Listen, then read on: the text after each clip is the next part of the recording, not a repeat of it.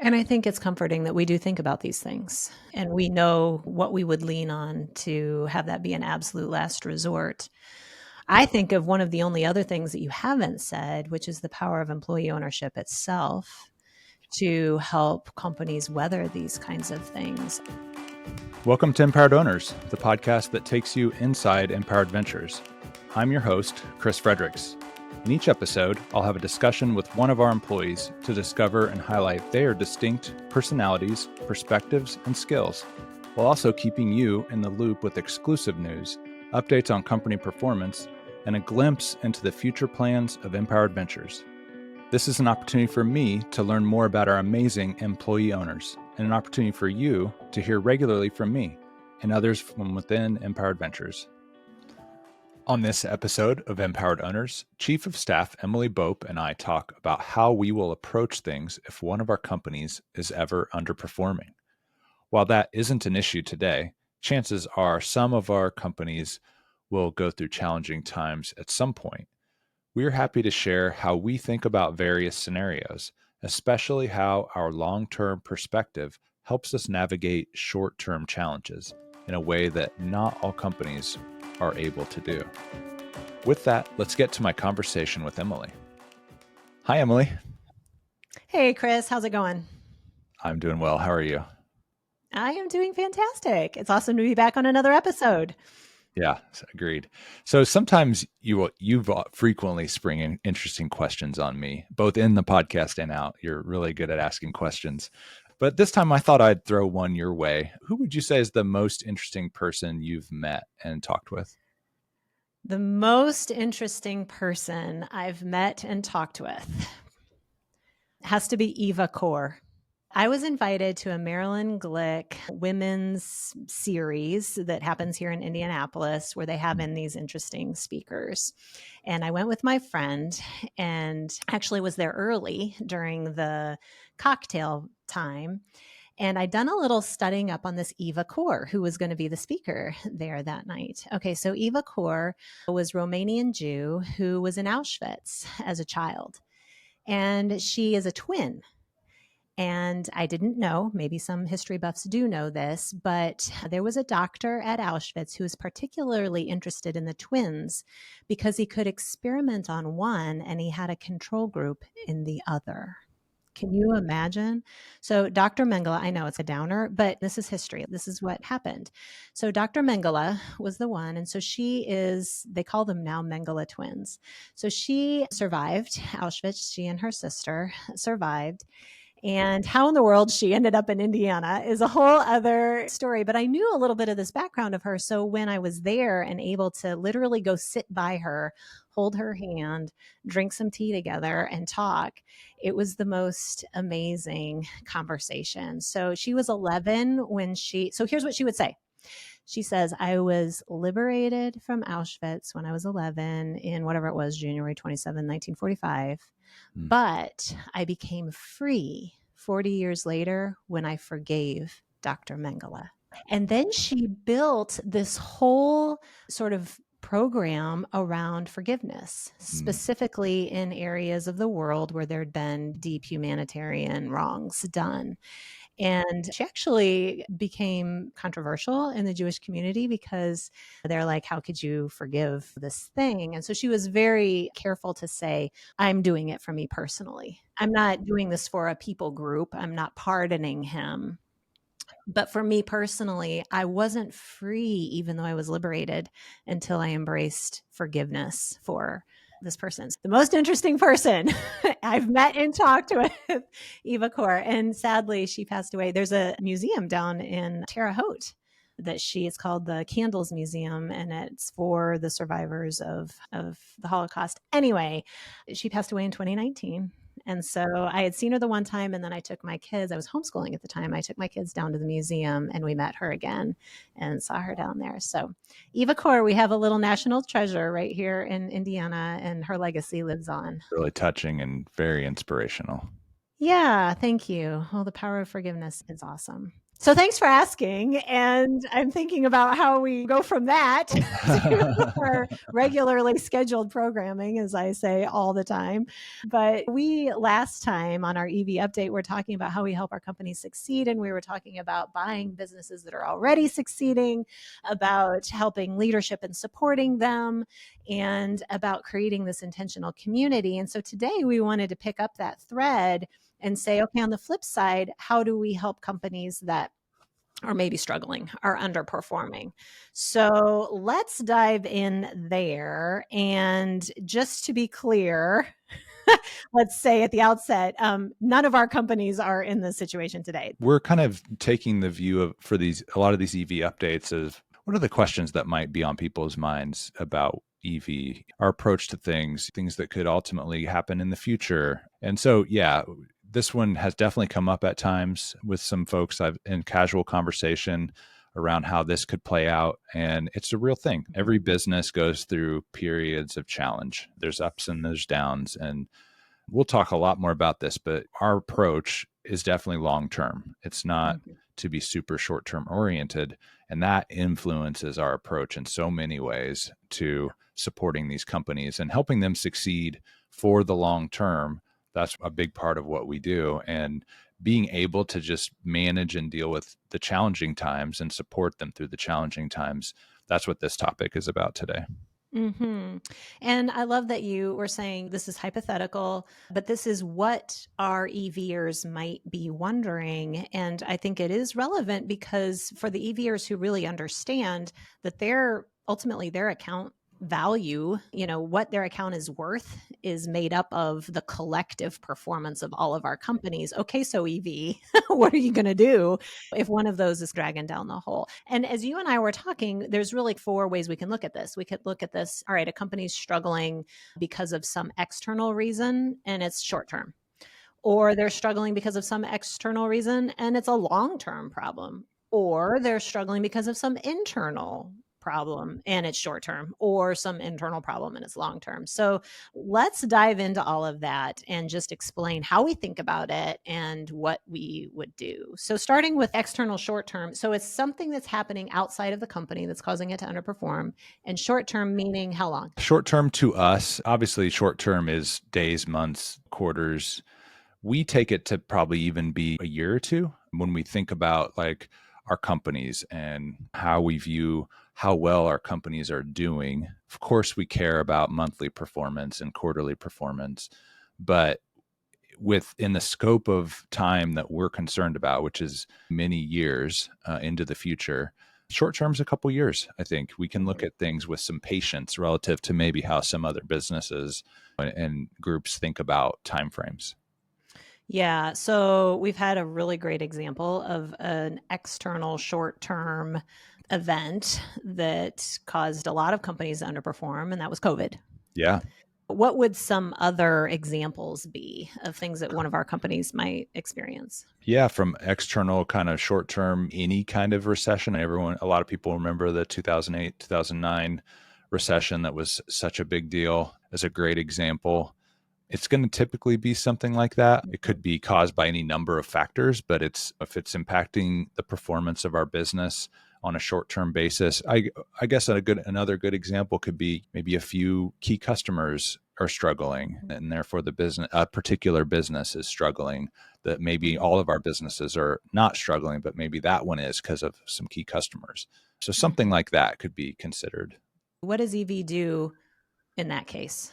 Generally, we'll lean in, support our leaders the way we always do, which is in this relationship, very oriented way. We ask what we can do to help, if anything, but we try to be patient and encouraging. And we encourage our leaders to take actions with their team that they can to help the business be more profitable, maybe. But we would encourage that to not be things that cut into muscle and bone of the business. We don't want to put the long term at risk by trying to optimize too much for short term performance. So if the business has to go a little while and not be at its peak financial performance for a short term period of time, like we can be okay with that because we understand that can be part of what needs to happen to get through a tough time. But really, it's just, leaning in from a relationship perspective and making sure we understand and are as supportive as we can be through that tough time. You mentioned something once that I thought was brilliant, that often in a fear response, leaders might not notice or see the opportunity that one of these short-term, external driven events can pose. So, yeah, tell us how you think about that. I think, it's so true, and it's something all of our companies have good examples of this already in their past, or maybe even currently in some cases. And that's when things slow down, when you're going through a tough time, and maybe there's not as much work to do because you're not stretched just to keep up with demand. That can be a terrific time to find ways to improve the business. It could be to the perfect time to fix some broken processes or work with people on development plans to that people that are aspirational and want to grow and develop into new roles or things like, or make investments potentially if there's something really important the business has been waiting to do for the right time. It actually could be the perfect time to invest more into the business, with be it a piece of machinery or automation or software, something that could really make the business stronger for the future. Sometimes that short-term downturn or slower time is the perfect time to do that.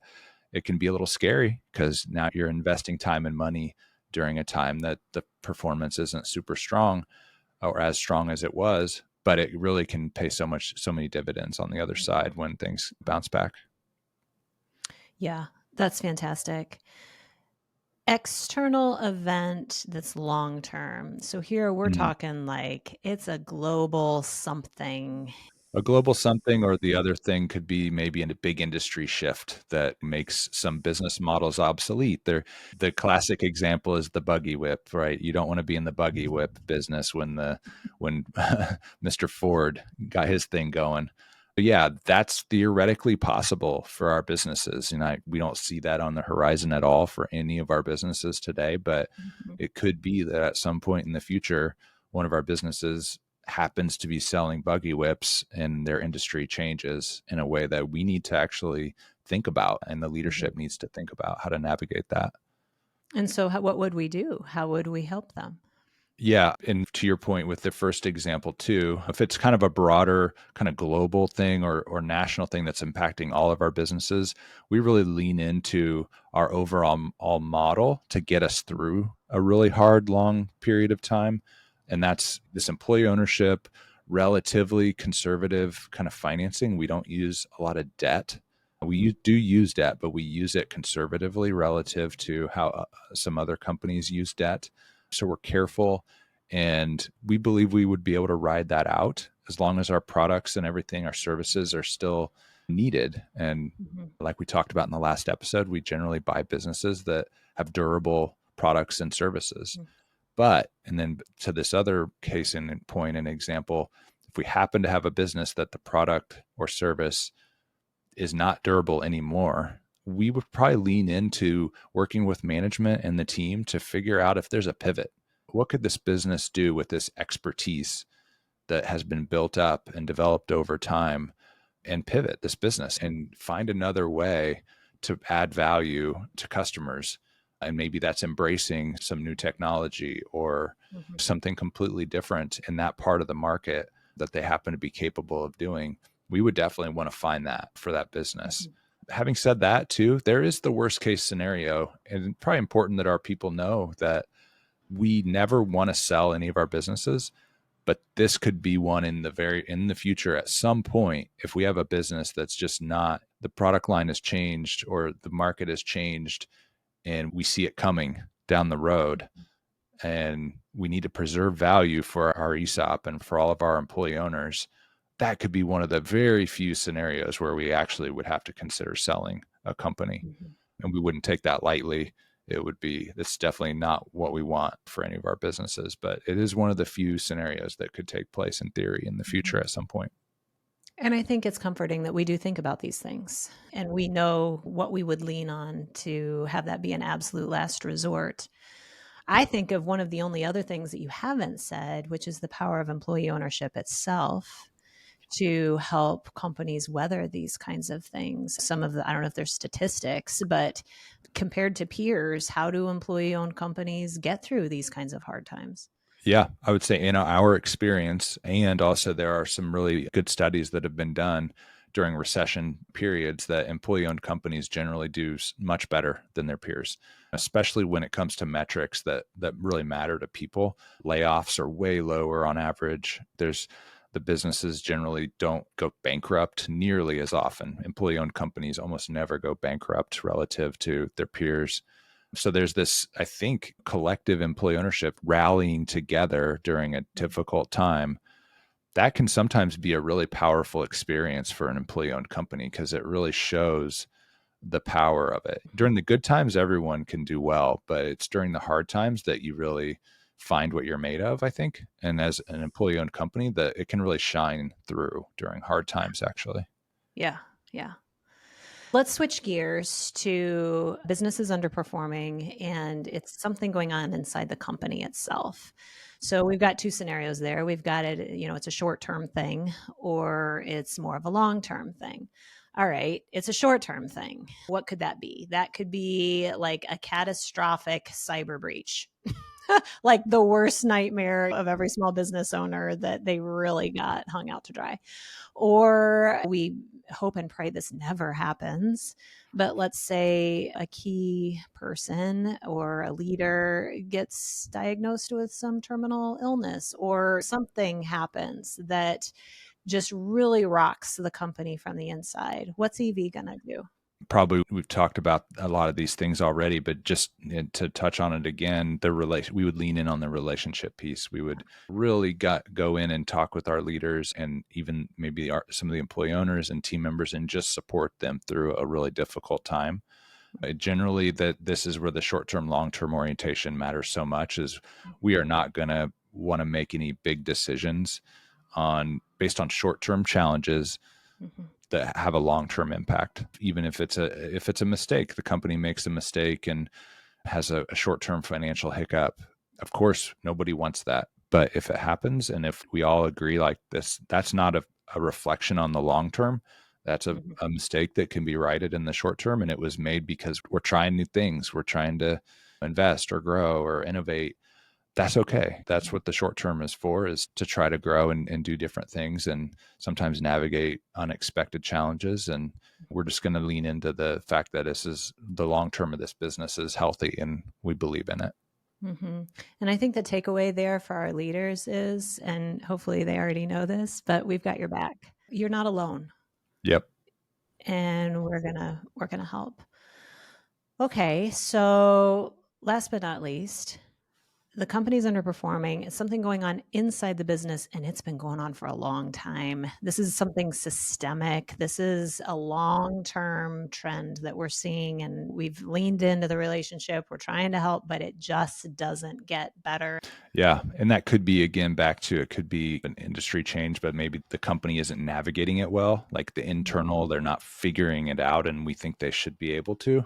Or maybe other reasons internally that have to do with, like you said, systemic. Or when it gets to this point, we're probably thinking and asking ourselves if we've got the right approach in this business anymore. And we'd be navigating it with the leadership and saying, maybe even is the leader the right leader anymore? And Mhm. obviously this is us being really transparent that we care about things so much and our employees and our companies so much that a leadership change is theoretically possible in one of our companies in the future at some point. If we have a leader that's just like any employee, we're all accountable. I am to our board. We're all accountable to perform as part of an employee owned company.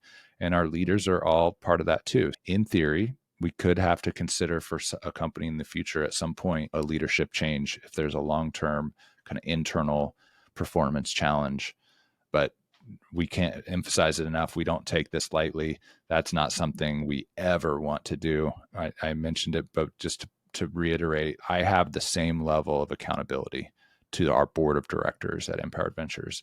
If ever our board of directors thinks Empowered Ventures is not succeeding adequately in a long-term sense, I would be the one to be held accountable for that.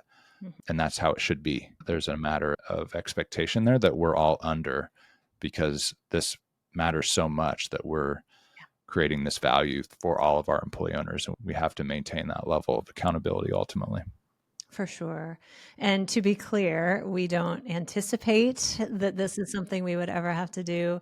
We're certainly not looking at any of our current leaders thinking that, not even anywhere near. Like, we love our leaders and they're doing an amazing job. In fact, they're all just high exceptional performing, amazing human beings that we love to know and work with. But for our EVers to know that we would be naive if we didn't wrestle with these questions and these thoughts and already know, sort of in a scenario planning kind of a way, what our thoughts are and what our approach would be. And as you said one time, it's because we care so much about the success of this enterprise and about every person's experience within it that we go to the lengths to answer these kinds of questions. Yeah, absolutely. So well put. Thanks for diving into that with me again here today.